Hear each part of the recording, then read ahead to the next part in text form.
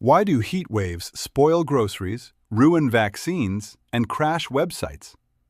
Because modern life is a giant fridge.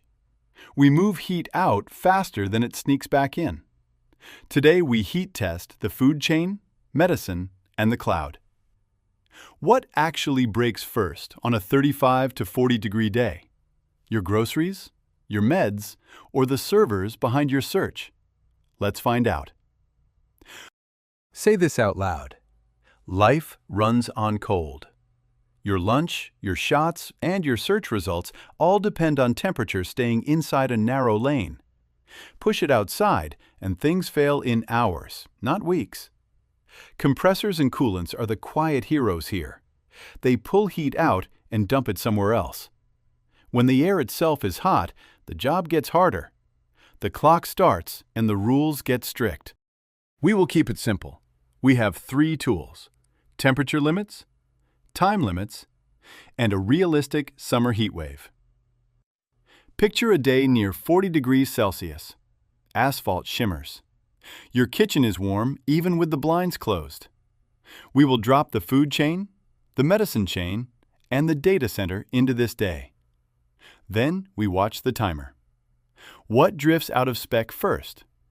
What survives with a backup plan? And what needs a rescue? Here is the first rule for food. The danger zone is 4 to 60 degrees Celsius. That is 40 to 140 in Fahrenheit. Bacteria love this band. They multiply fastest here. Your fridge lives below it. Your oven lives above it. The middle is where the trouble lives. Warm enough to grow, not hot enough to kill. That is the zone a heat wave tries to push your food into. Time matters as much as temperature. At room to warm temperatures, many food bugs can double every 20 to 30 minutes. Not all, but enough to matter. At about 4 degrees, growth slows way down. It is not zero, it is just slow. Cold buys you time. Warm steals it. Every extra hour warm is like giving them a bigger table and more snacks.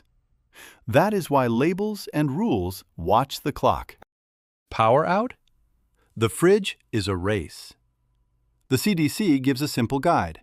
Fridge food is safe for about 4 hours if you keep the door closed. A full freezer can hold the cold for about 2 days. A half-full one for about 1 day. Cold mass coasts. Empty space warms. So in a blackout, shut the doors. Eat the fridge first. Leave the freezer sealed like a cooler chest. Now, the cold chain for food. It is not just your kitchen. It starts the minute a crop leaves the field. Farmers pull the heat out fast. That can be a cold water bath for lettuce, or a blast of cold air. Then it boards a refrigerated truck or container. It waits in a cold warehouse. It lands in store cases. If any link warms up, the spoilage bill lands later in your cart. Crank the air outside to 35 to 40. Every link sweats. Pre-cooling struggles because the incoming air is warm. Reefer containers run their own compressors and fans. They draw several kilowatts per box to hold -20 to +5. In heat, they draw more. Condensers run hot. Pressure rises. They still can do it, but the margin shrinks.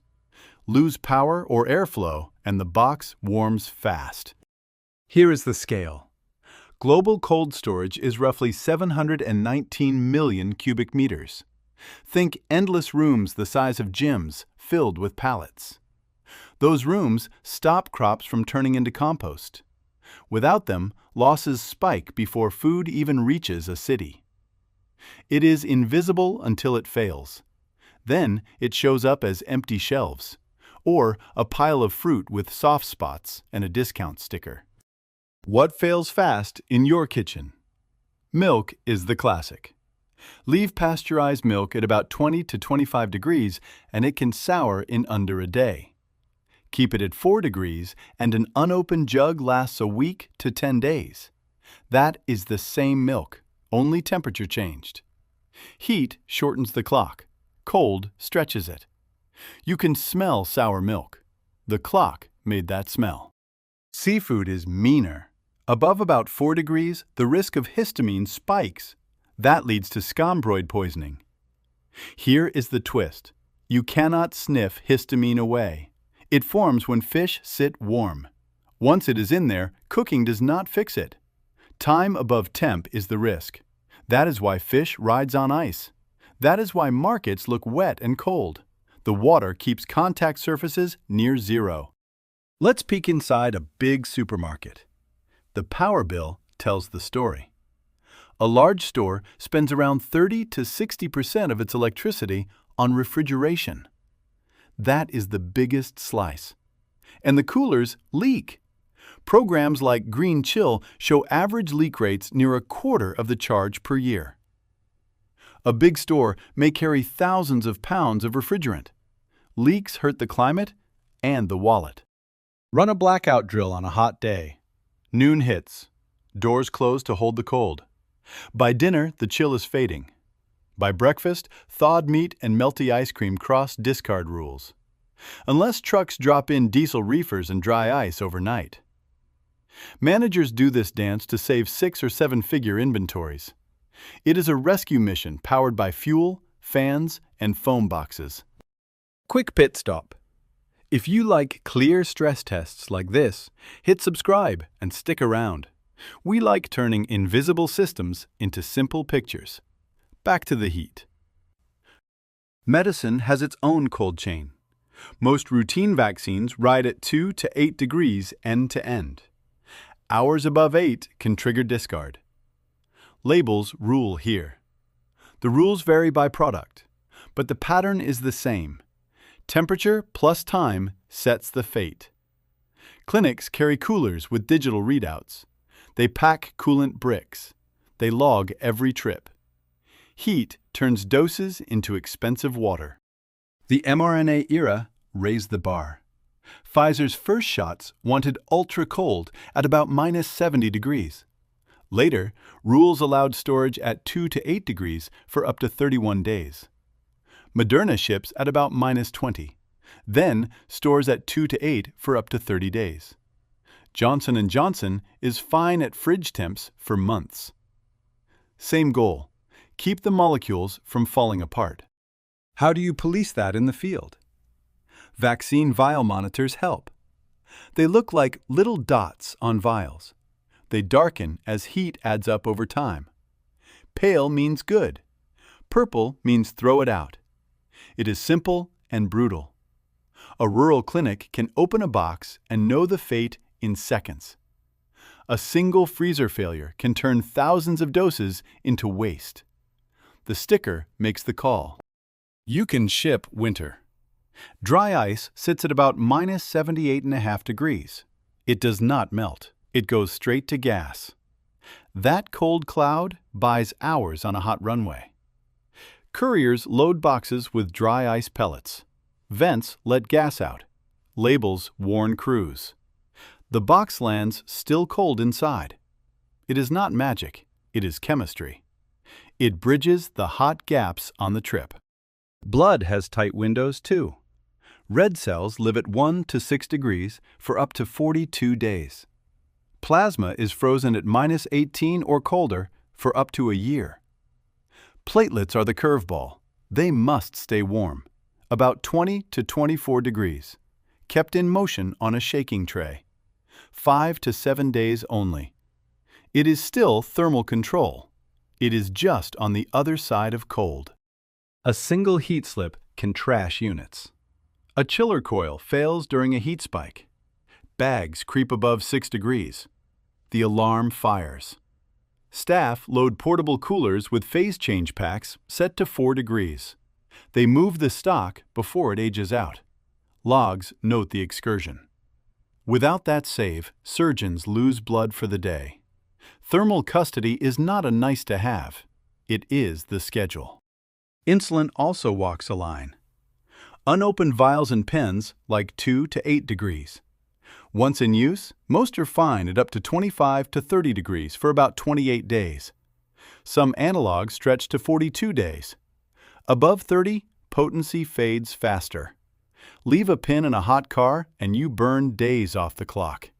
It may still look fine, the dose is weaker. Now the cloud. Servers hate spikes more than they hate warmth. Groups like ASHRAE suggest about 18 to 27 degrees at the server inlet. You can run warmer for efficiency, but risk goes up. Cooling and air handling can eat 30 to 40% of a site's energy. The average PUE sits near 1.55. The best hyperscalers push close to 1.1. Here is the trade. Every 1 degree warmer at the inlet lowers the lift your chillers must push. That makes them sip less power.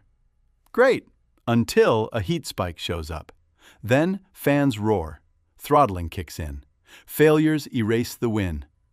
Operators love steady warm. They fear sudden hot. That is why airflow paths are strict. Hot aisle here, cold aisle there. Tape on the floor is a survival plan. Let's replay London, July 2022. The UK hit 40.3 degrees.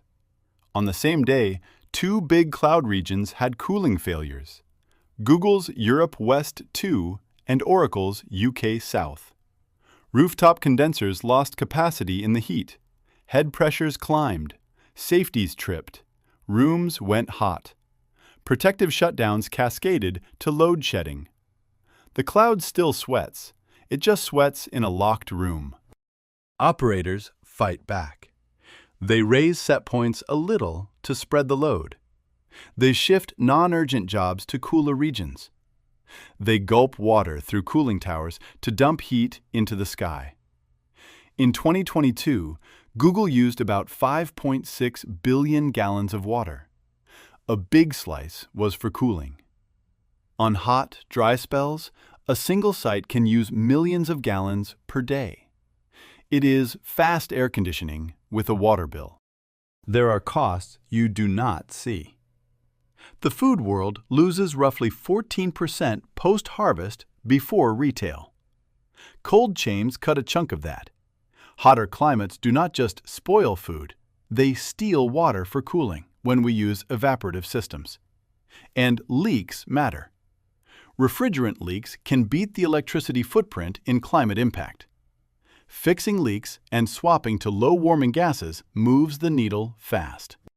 So, how do we keep our cool in a hotter world? Phase down the worst refrigerants under Kigali. Find and fix leaks. Use low-warming gases. In data centers, pull in cool outside air when it is safe. Use liquid cooling to move heat with less fan work. Nudge set points up within safe bands. For food and meds, insulate better. Use phase change packs. Add backup power that kicks in fast. Reality check. Numbers vary by design, climate, and product labels. A store in Phoenix is not the same as one in Portland. A clinic fridge in summer is not the same as winter. A hyperscale site with seawater is not the same as a small hall with rooftop units. The physics stays the same. Heat wants in. Our job is to give it a better place to go. Here is the kicker. Civilization is in the fridge. If we cannot keep our cool, the food rots, the meds fade, and the cloud melts. The surprise is that running a bit warmer, on purpose, can save energy. The real enemy is the spike, the sudden day where the air itself says no. If you want more how it actually works stress tests like this, subscribe and drop a like. There is a pile more on the channel.